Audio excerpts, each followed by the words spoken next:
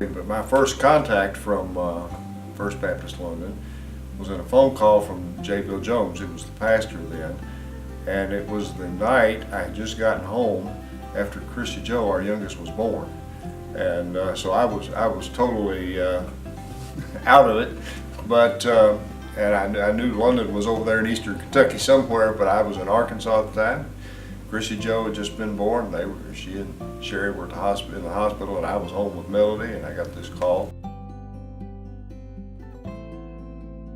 35, I guess.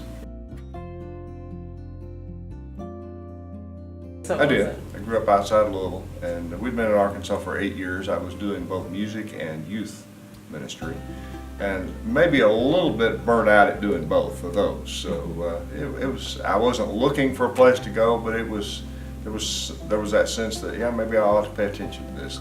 God may be saying something.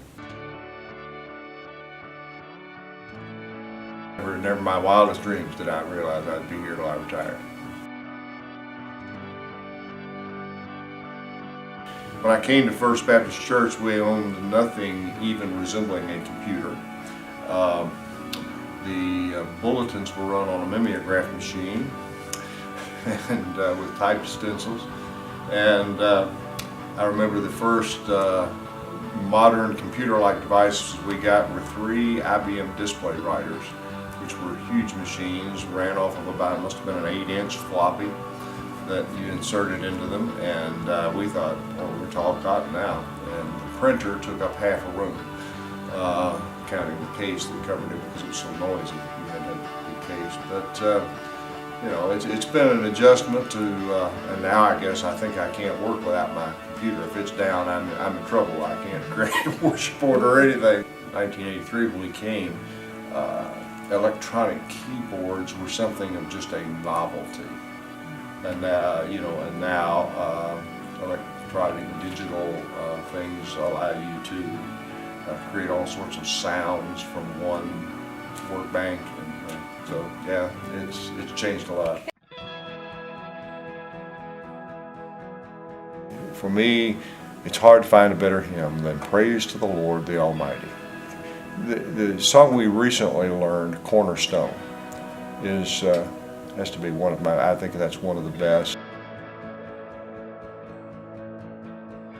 Music has to be singable, and one of my chief criticisms of some things that are out there today is that the average person in the congregation can't sing it, or won't try.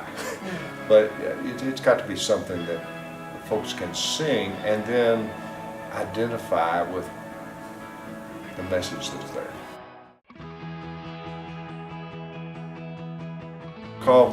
When I was driving back and forth to Louisville a lot when my parents were in poor health, and sometimes the great music, classic music on NPR salvaged my soul as I made that 3-hour drive. Yeah. And so, you know, you might find me listening to Chris Tomlin one day on the car radio, and the next, you know, time, now you can't get that during the day, but at night you can still get that. You might find me listening to a great Beethoven symphony or something.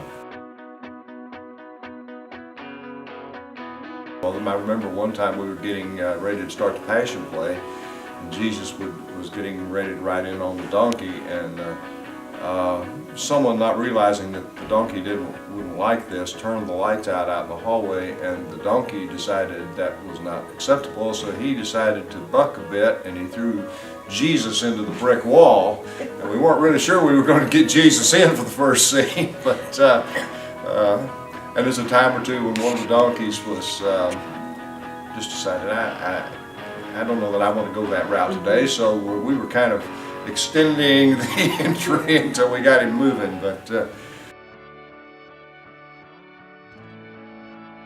well, it's amazing how it started, because I had been thinking we need something. You know, we tried to do a musical or a program at Easter or something, and maybe do a second performance. And I can remember when we did Burl Ridge, great musical, Celebrate Life, and we did a second performance on, I think, a Thursday night, on Maundy Thursday, and I was hoping 100 people might show up for that.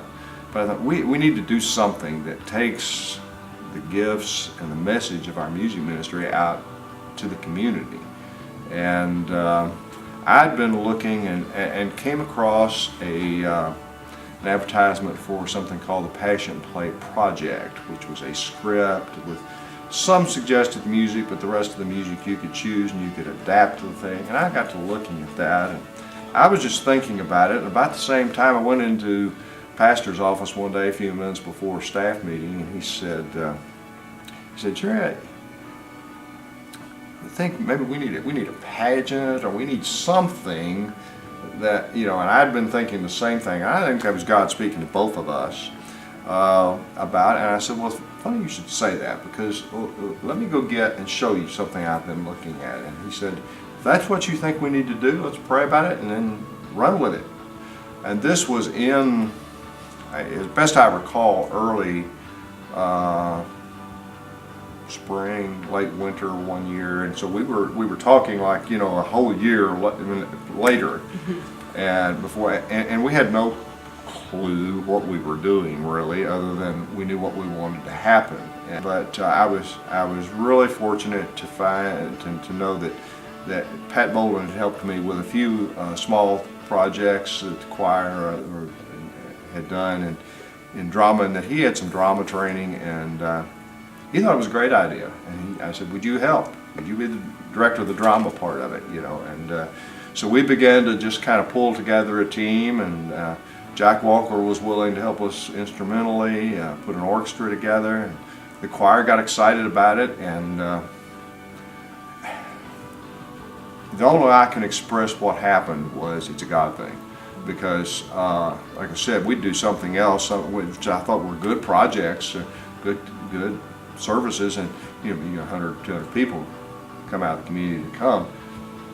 But from the get-go, when we said Passion Play and we began to advertise it as such, and even our advertising that first couple of years was probably pretty crude, just whatever we could do to get started, and with you know, small budget and whatever. But we had no idea what to expect, and yet here came that first year when we did those 4 performances, and we had a full house every time, and it just, that has to be something God just chose to bless. At our best, when we had 60, 70 kids, and that kind of changes according to the number of kids you have in your church. Right now we have more than we did for a few years, because we've been able to bring our bus kids into that integrated Wednesday night program and get them involved in that. When I first came here, we've always had 3 different groups, like preschoolers and then younger children and older children. And when I first came here, I directed the older children's group and eventually handed that off as we got into passion plays and other things to other folks. But we've had some great people work with those choirs through the years. We have people who have wound up leading music in other churches. Sadly, most churches I know of now don't even have a youth choir. And yeah, it's small, but we still do. They've worked hard and doing a good job, and I think you invest in kids' lives through those things, because if you teach them to sing the truth, they'll remember that truth. And so that's been a staple. That's been non-negotiable. We have to have those things. The first thing that's going to happen is I'm planning to take 2 or 3 months and just kind of decompress. And I'm like you, I think probably by the end of that time I'll be wanting something else to do, at least part-time. I'm going to continue, I'm going to keep my hand in choral music because I love it so much, in that I'm going to keep the community chorus, which meets for about 10 or 12 weeks every fall, and does Christmas concert. I'm going to continue to direct that for a while, as long as health allows me to do that, and they'll stand me, put up with me. We'll continue to do that. I think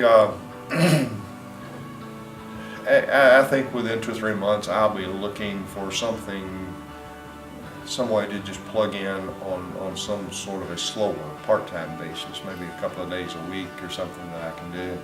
And there are some possibilities for that out there, but I don't know what it is. And I will be open if there are opportunities to fill in for people who are on vacation or whatever, or do some interim things, whether it be leading music or preaching or whatever. I'll be open to doing that. But we're just going to have to see how that develops. There's a lot of emotion. Last Sunday when I was getting ready to lead my last Christmas performance with our sanctuary choir, I got a little emotional and felt like, this is tough to think about. But I also know way down deep inside that it's time. The big projects and the sometimes long weeks when you get several things going and you're here at night a lot take more out of me than used to, and I'm still energized. I was full of energy when we did that program Sunday afternoon or worshiped Sunday morning, but at the end of the day I was exhausted, and I just know it's time to slow up a little bit. One is thank you for the privilege. The highest privilege I've had, in spite of all the choir programs and big things, is just to walk out there and challenge folks to, hey folks, engage with me, let's worship God together in this hour. I would say thank you for the privilege to not be boxed in. So many churches have one style of music, whether it's the old country gospel hymnal, and they've not sung anything else in 60 years, or whether it's totally contemporary or totally just traditional hymns. And I've never felt boxed in here.